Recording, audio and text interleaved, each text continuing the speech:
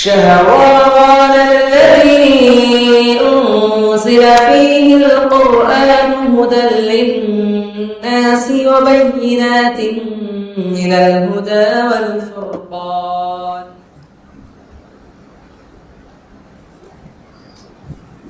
الحمد لله رب العالمين وبه نستعين والصلاة والسلام على نبينا محمد وعلى آله وصحبه أجمعين ومن تبعهم بإحسان إلى يوم الدين. أما بعد.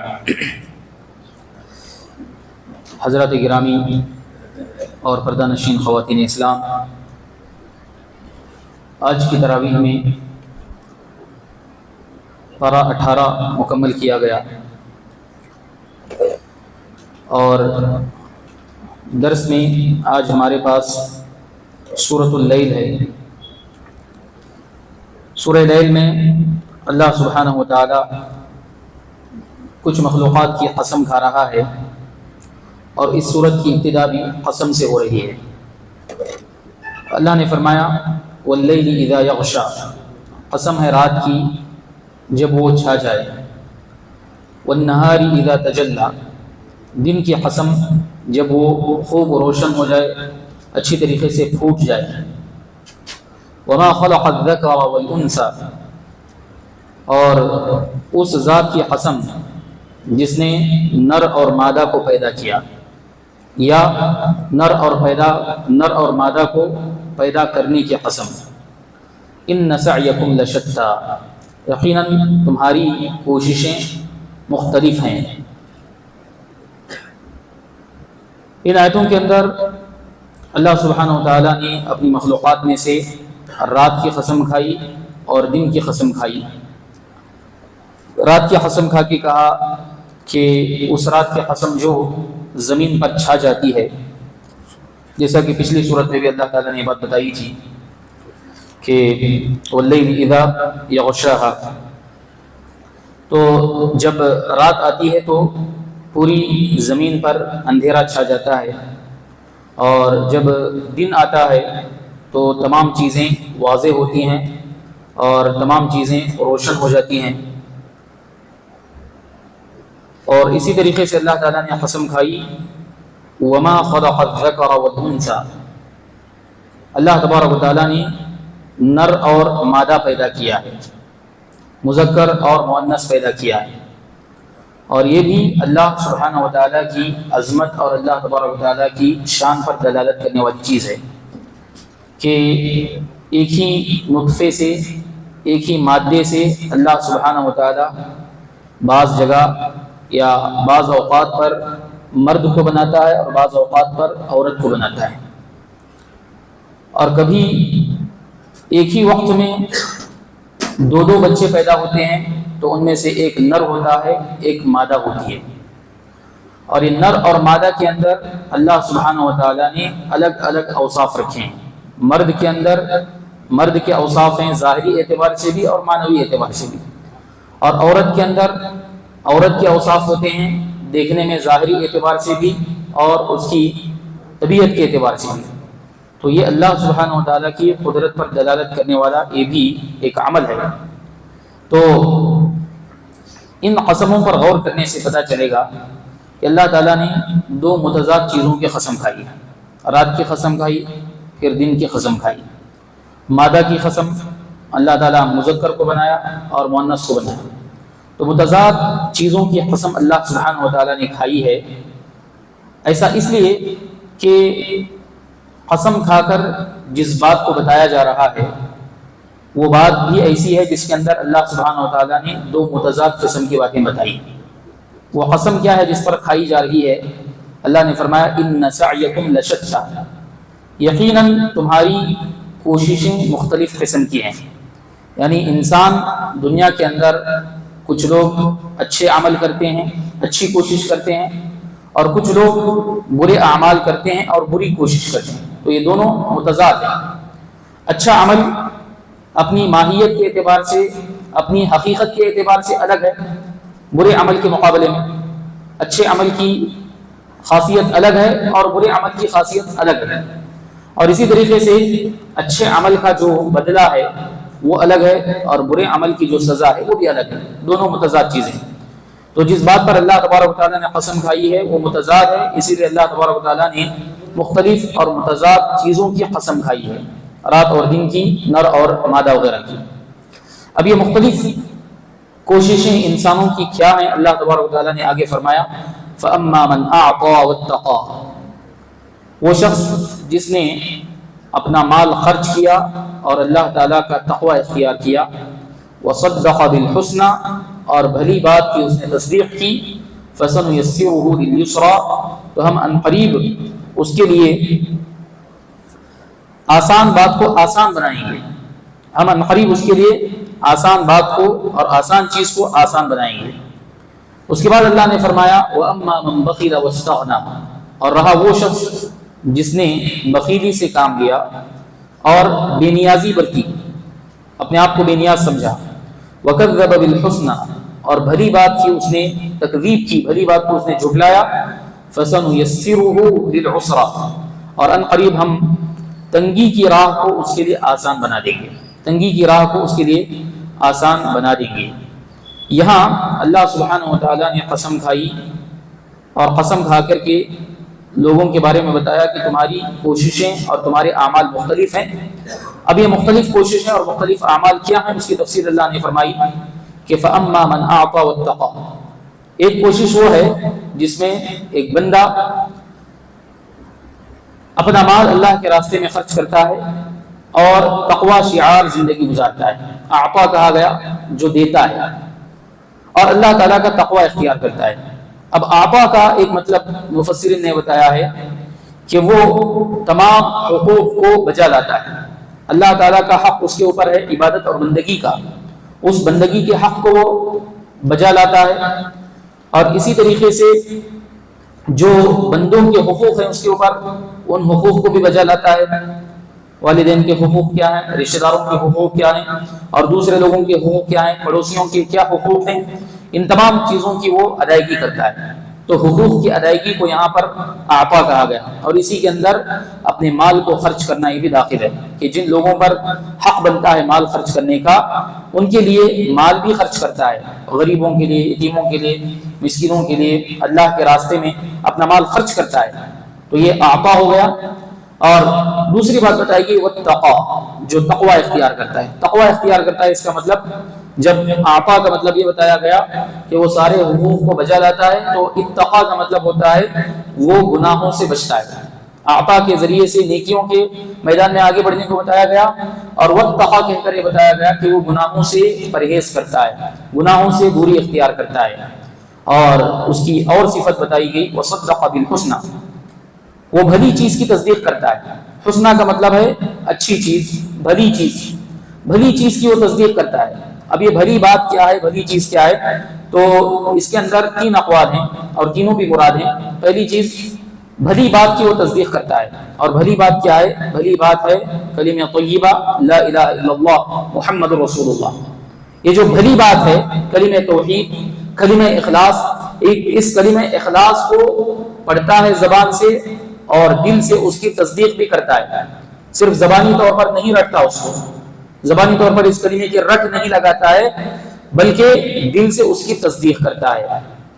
اور اسی طریقے سے وصدق بالحسنى کا دوسرا مطلب ہے وہ شخص جو اپنے بھلے انجام کی تصدیق کرتا ہے، اپنے اچھے انجام کی تصدیق کرتا ہے۔ وصدق بالعاقبۃ الحسنى، جو اپنے بھلے انجام کی تصدیق کرتا ہے، یعنی اللہ سبحانہ و تعالیٰ نے کہا کہ اس دنیا میں اگر نیکی کرو گے تو تمہارا انجام اچھا ہوگا اور تمہیں اچھا انجام ملے گا، اور یہ بھلا انجام جنت ہے، تو جنت کی تصدیق کرتا ہے۔ اللہ سبحانہ و تعالیٰ نے اعمال صالحہ کے اوپر جنت کا جو وعدہ کیا ہے اس جنت کی تصدیق کرتا ہے اور سمجھتا ہے کہ جنت ہے جو نیک لوگوں کو ملتی ہے۔ اور تیسرا قول اس کے اندر یہ ہے کہ اللہ سبحانہ و تعالیٰ نے وعدہ کیا ہے، کس بات کا وعدہ کیا ہے؟ کہ اگر تم اپنا مال اللہ کے راستے میں خرچ کرو گے، اللہ کو پسند کرنے والے امور میں اپنا مال لٹاؤ گے، تو اللہ سبحانہ و تعالیٰ اس مال کا بہتر بدلہ تمہیں عطا کرے گا، اس کا نعم البدل اللہ تبارک و تعالیٰ تمہیں عطا کرے گا، اس دنیا میں بھی اور آخرت کے اندر بھی۔ تو یہ جو اللہ تعالیٰ کا وعدہ ہے اس وعدے کی تصدیق کرتا ہے۔ تین باتیں ہو گئی۔ تو وصدق بالحسنى، بھلی بات کی تصدیق کرتا ہے، بھلے انجام کی تصدیق کرتا ہے، اور خرچ کرنے پر اللہ تبارک و تعالیٰ نے مزید عطا کرنے کا اور اجر و ثواب کا جو وعدہ کیا ہے اس کی تصدیق کرتا ہے۔ یہ وہ شخص ہے جو اچھی کوشش کرتا ہے۔ اب اس کے مقابلے میں اب اس کے بارے میں بتایا گیا کہ فَسَنُيَسِّرُهُ لِلْيُسْرَىٰ، ایسے آدمی کے لیے اللہ تبارک و تعالیٰ آسان چیز کو آسان بنا دیتا ہے۔ جو اس طرح کی اچھی کوشش کرتا ہے تو اس کے لیے اللہ سبحانہ و تعالیٰ آسان چیز کو آسان بنا دیتا ہے۔ مطلب یہ ہے کہ اللہ سبحانہ و تعالیٰ اس کے تمام معاملات کو آسان بنا دیتا ہے۔ وَمَن يَتَّقِ اللَّهَ يَجْعَل لَّهُ مِنْ أَمْرِهِ يُسْرًا، کہ جو شخص اللہ سبحانہ و تعالیٰ سے ڈرتا ہے تو اللہ تبارک و تعالیٰ اس کے معاملات کو اس کے لیے آسان بنا دیتا ہے۔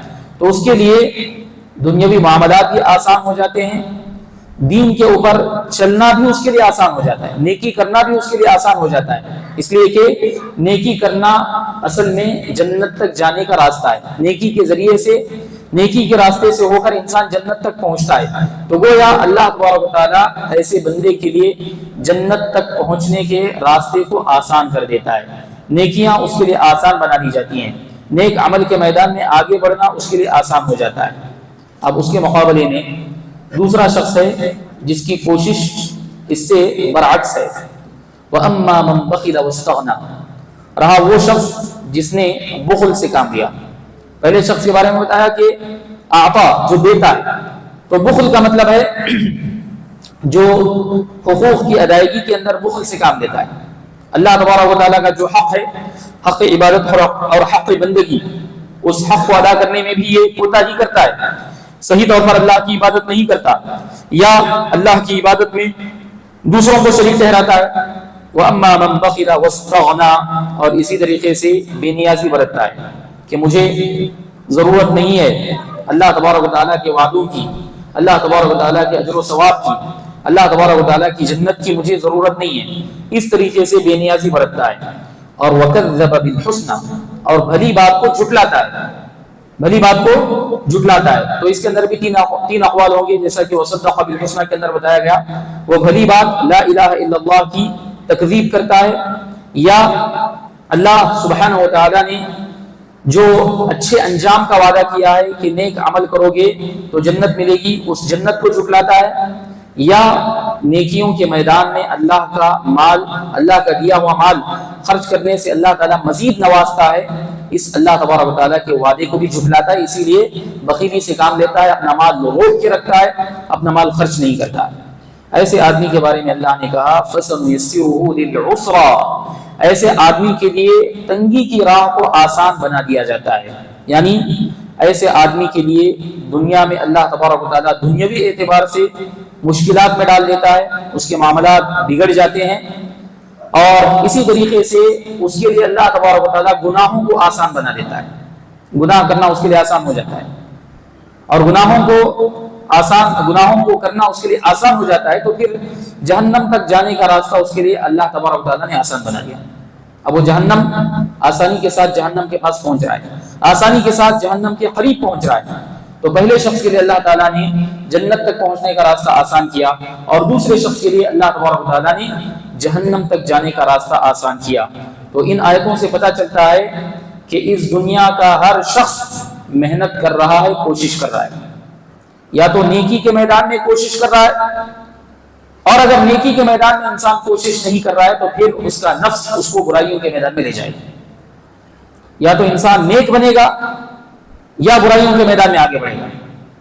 ایسا نہیں ہو سکتا کہ انسان نیک بھی نہیں ہے، بد بھی نہیں ہے، انسان اچھا بھی نہیں ہے، برا بھی نہیں ہے، نیکی کے میدان میں بھی کوشش نہیں کرتا ہے اور برائی کے میدان میں بھی کوشش نہیں کرتا، ایسا نہیں ہو سکتا۔ تقسیم دو ہی ہے، یا تو انسان نیک بنے گا، نیکیوں کے میدان میں محنت کرے گا، کوشش کرے گا، یا نہیں تو پھر اس کا نفس، اس کا شیطان اور اس کے برے ساتھی وغیرہ اس کو برائیوں کے میدان میں لے جائیں گے اور برائیوں کو اس کے لیے آسان بنائیں گے، اور ایسا شخص برائیوں کے میدان میں محنت کرے گا اور کوشش کرے گا۔ اور پھر اللہ تبارک و تعالیٰ نے فرمایا وَمَا يُغْنِي عَنْهُ مَالُهُ إِذَا تَرَدَّى، اس کا مال اس کے کیا کام آئے گا جب وہ ہلاکت کے دہانے میں گر جائے گا۔ اللہ تعالیٰ کہہ رہا ہے کہ وما یغنی عنہ مالہ اذا تردى، جب انسان ہلاکت میں چلا جائے گا، جب انسان برباد ہوگا، تباہ ہوگا، تو اس کا مال اس کے کیا کام آئے گا؟ انسان کو اپنے مال پر فخر تھا، انسان کو اپنی دولت پر غرور تھا، انسان کو اپنی جائیداد کا نشہ تھا، اور اسی وجہ سے نیکیوں کے میدان میں آگے نہیں بڑھا، اسی وجہ سے لوگوں کو ستایا، پریشان کیا، اور دنیا کے اندر بری کھیتی اس نے کی، تو جب مرے گا تو اللہ سبحانہ و تعالیٰ ایسے انسان کو جہنم رسید کرے گا، اور جب اس کو جہنم رسید کیا جائے گا اور جہنم کا فیصلہ اس انسان کے حق میں کیا جائے گا، تو اس کا مال اس کے کچھ کام نہیں آئے گا۔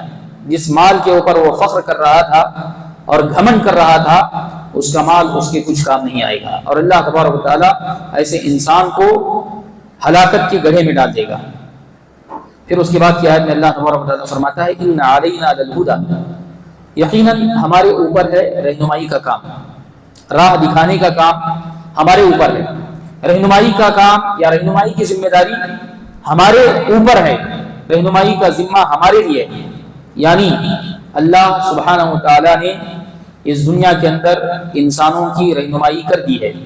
نیکی کا راستہ اللہ تبارک و تعالیٰ نے بتایا، نیکیوں کی تفصیل اللہ تبارک و تعالیٰ نے بتائی، عمل صالح کی تفصیل اللہ نے بتائی، اور نیکی کرنے پر اس کا اجر و ثواب بھی اللہ تبارک و تعالیٰ نے واضح کر دیا۔ اور اسی طریقے سے برائی کیا ہے اور برائی کتنی خطرناک چیز ہے، اور برائی کا نقصان انسان کو دنیا میں کیا ہوگا، آخرت میں کیا ہوگا، برائی کرنے سے انسان کا انجام کتنا خطرناک ہوگا، یہ بھی اللہ سبحانہ و تعالیٰ نے بتا دیا۔ نیکی کی وضاحت کر دی گئی، برائی کی وضاحت کر دی گئی۔ اب انسان اپنے اختیار سے دونوں میں سے کسی کو انتخاب کرتا ہے، دونوں چیزیں واضح ہیں، نیکی کی اصلیت حقیقت واضح ہے، اور برائی کی حقیقت بھی اللہ تبارک و تعالیٰ نے واضح کر دی ہے۔ اب اس کے بعد ایک انسان ہے جو نیکی کا راستہ اپنا رہا ہے، اور ایک انسان ہے جو برائی کا راستہ اپنے لیے پسند کر رہا ہے۔ تو انسان اپنے پسند اور اپنے اختیار سے کر رہا ہے۔ دنیا کے اندر انسان جو بھی عمل کرتا ہے وہ اپنی پسند سے کر رہا ہے۔ انسان کو اللہ تعالیٰ نے جو اختیار دیا ہے اس اختیار کا انسان استعمال کر رہا ہے۔ ایک انسان صحیح استعمال کر رہا ہے اور دوسرا انسان اس کا غلط استعمال کر رہا ہے۔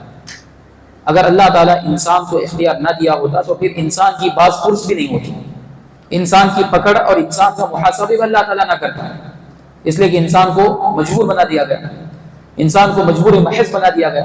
پھر اس کے بعد محاسبے کا کیا معنی رکھتا ہے؟ اس لیے اللہ تعالیٰ نے انسان کو مجبور نہیں بنایا، انسان کو آپشن اللہ تعالیٰ نے دیا۔ انا ہدیناہ السبیل اما شاکرا و اما کفورا، یقیناً ہم نے انسان کے لیے راستہ واضح کر دیا ہے، برائی کا راستہ اور نیکی کا راستہ۔ اب انسان یا تو شکر گزار بنے یا پھر انسان ناشکرا بنے۔ یہ اللہ تعالیٰ نے انسان کو آپشن دیا ہے، اور انسان کو عمل کرنے کا اختیار اللہ سبحانہ و تعالیٰ نے دیا ہے۔ یہ اور بات ہے کہ انسان وہی کرتا ہے جو اللہ تبارک و تعالیٰ چاہتا ہے۔ انسان کی مشیت اور انسان کی چاہت اور انسان کا اختیار اللہ سبحانہ و تعالیٰ کی مشیت اور اختیار کے تابع ہے، اور انسان وہی کرتا ہے جو اللہ چاہتا ہے۔ اور یہ اللہ نے کس انسان کے ساتھ کیا چاہا ہے انسان کے عمل کر لینے کے بعد پتہ چلتا ہے۔ انسان عمل کر لیا، نماز پڑھ لیا، تو پتہ چلا کہ اللہ نے اس کے ساتھ یہ ارادہ کیا تھا کہ وہ نماز پڑھے گا۔ انسان برائی کرتا ہے، چوری کرتا ہے، اس کے بعد پتہ چلے گا۔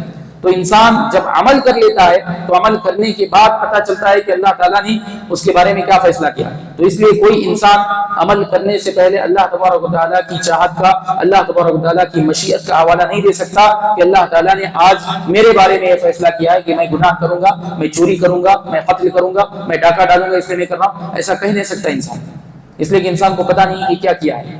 اللہ تعالیٰ نے انسان کے بارے میں کیا چاہا ہے، کیا ارادہ کیا ہے، جب تک انسان عمل نہیں کرے گا انسان کو پتہ نہیں چلے گا۔ اور انسان کے سامنے جس طریقے سے چوری کرنے کا راستہ کھلا ہوا ہے، برائی کا اور بدی کا راستہ کھلا ہوا ہے، ویسے ہی انسان کے لیے نیکی کا راستہ بھی کھلا ہوا ہے۔ انسان نیکی کو بھی کر سکتا ہے، انسان اچھائی کے میدان میں بھی آگے بڑھ سکتا ہے۔ تو یہ انسان کی پسند کا معاملہ ہے، اور انسان کی چاہت اور انسان کی مشیت کا معاملہ ہے۔ تو اللہ نے کہا کہ ان علینا للہدی وان لنا للآخرۃ والأولی، اور آخرت اور دنیا کا مالک اللہ تبارک و تعالیٰ ہی ہے، ہم ہی دنیا کے بھی مالک ہیں اور آخرت کے بھی مالک ہیں. دنیا کا مالک اللہ تبارک و تعالیٰ ہے اور آخرت کا مالک بھی اللہ سبحانہ و تعالیٰ ہے.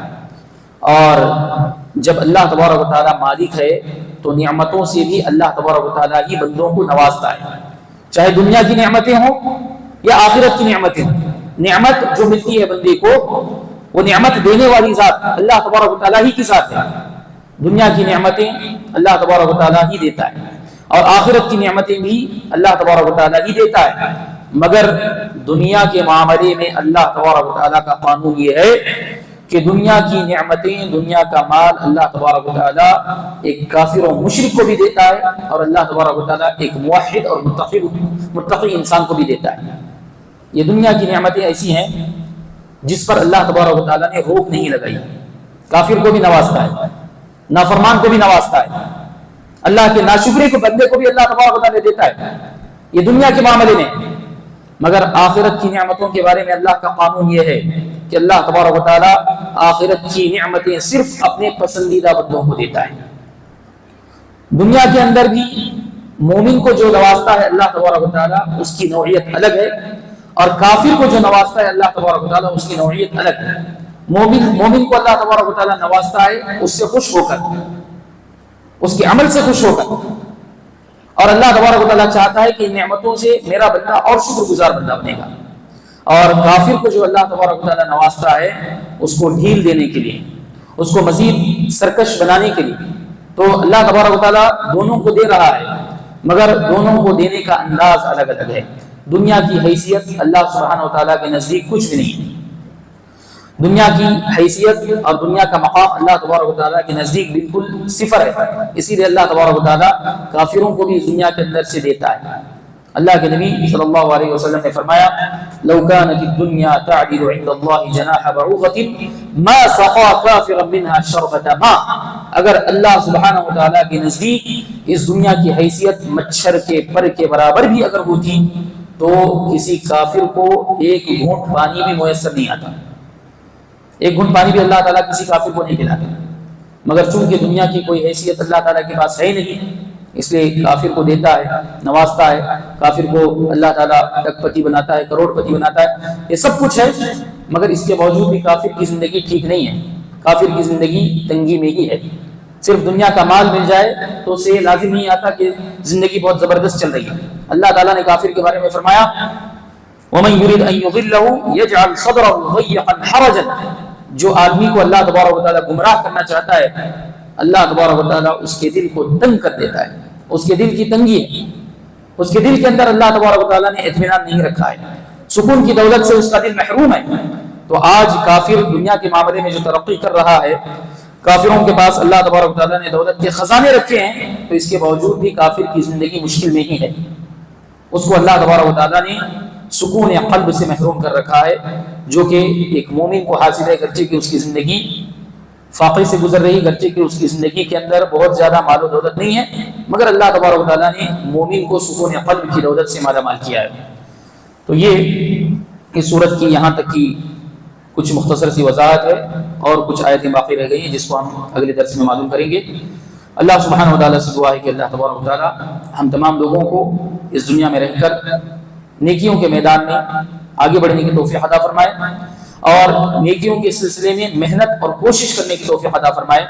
برائیوں کے میدان میں محنت کرنے اور کوشش کرنے سے اللہ تبارک و تعالیٰ ہماری حفاظت فرمائے. ہر قسم کے چھوٹے بڑے تمام گناہوں سے ہماری حفاظت فرمائے. جب تک دنیا کے اندر باقی رکھے، توحید کے ساتھ سنت کے ساتھ باقی رکھے، اور جب ہمارا خاتمہ ہو تو خاتمہ بالخیر ہو. آمین. وآخر دعوانا ان الحمد للہ رب العالمین.